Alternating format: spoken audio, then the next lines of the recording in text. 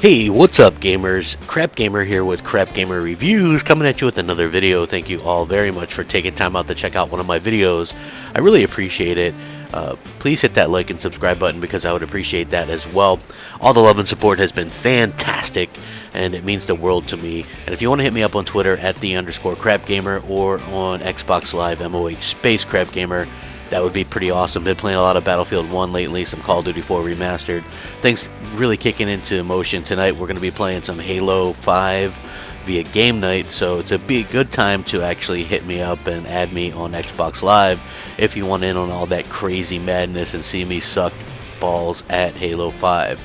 Anyway, right into today's topic. There was a lot of misinformation about Mass Effect Andromeda. For the longest time, it was rumored that the Xbox One version would be 720p or worse. Now we have confirmation that it is actually going to be 900p. The PS4 version is going to be 1080p. The problem is you don't hear a peep about this kind of stuff anymore. It's actually hard to kind of find out what the difference in resolution is between games now, because I think one of the only places that does that stuff still is Digital Foundry, but they're not as adamant about it because of the quote-unquote Scorpio effect, which is them trying to change up the narrative a bit, saying that it doesn't really matter and things like that. I agree. 900p to 1080p doesn't matter one iota to me.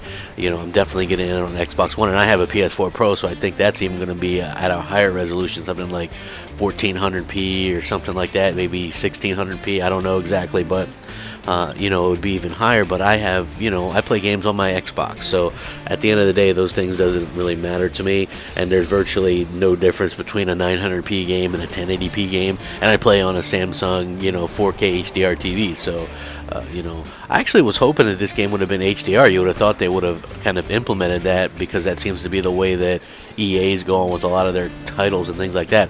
I would venture to say that game probably gets patched with HDR somewhere along the lines, if they don't actually come out and say, hey, it's going to have HDR. But the whole reason for this video is it just goes to show you how quickly the narrative can turn. And I've kind of mentioned this before, but if you look around, nobody's mentioning the 900p thing on Xbox One anymore.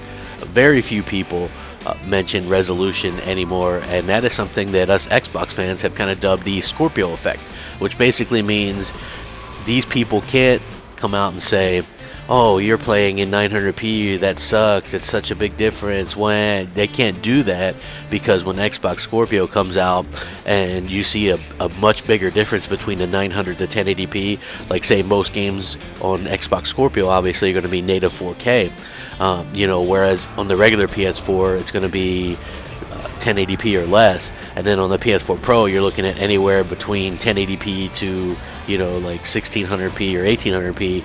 That's a huge difference. That's a much larger difference in resolution than say the 900 to 1080p difference.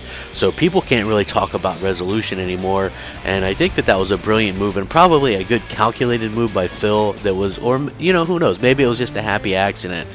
I just think that it's pretty nice that you don't have a lot of people talking about this anymore. There's no websites, like, IGN's not talking about the resolution anymore. Seriously, look around. Remember how many articles and videos we saw on resolution difference earlier in the generation? And I'm not even talking that long ago. I'm talking like as early as last year.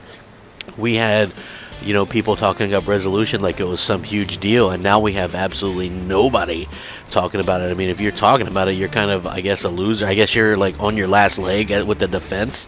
You know what I mean? That's like your last line of defense still. I don't understand why anybody would be talking about this with Scorpio, because as far as I'm concerned, I mean, Scorpio's day one for me, and I know it's going to be day one for a lot of you guys and girls too, so I think that that's definitely going to help change the narrative even more. It'll be interesting to see what the narrative will be. I mean, it's already starting to go a little bit more towards the actual games, which I don't really understand, because if Sony proved anything, it's that the exclusives don't matter as much this generation as they have in the past. So I think that that narrative change would be really hypocritical and wouldn't make much sense, especially considering the narrative change also changes to Xbox doesn't have any games because they're on Windows 10. That's another narrative change as well, even though they've always kind of had games on that platform as well. I just think that it's just, it's funny to see how quickly the narrative changes to suit whatever Sony has, and to go away from whatever Xbox has. No matter what Microsoft does with the Xbox, it'll always be seen as something less than the PS4 because of the media and because of Sony's high brand recognition worldwide. So I just think that Microsoft has a lot of work to do as far as winning over that mind share, and they've done a lot of things right to kind of win back the gamers and things like that. But I think that some of that mind share still has to come a long way, and some of those killer apps and things like that have to also come into play. I think once they get some of those new killer apps, man, those fans are going to come crawling to the Xbox One. They're going to the Xbox Scorpio as well. They're going to head over to it, and I think Scorpio is going to offer a lot in terms of, like I said, like the backwards compatibility with 360, maybe the original Xbox. We have the Steam rumors that are coming. Like every game is going to work with an Xbox One controller. Who knows?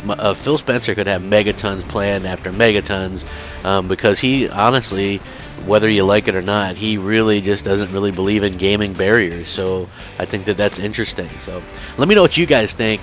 Do you guys believe in the Scorpio effect? Have you seen it? Let me know. Sound off, comment, rate, subscribe. As always, rack 'em up. Crapgamer out.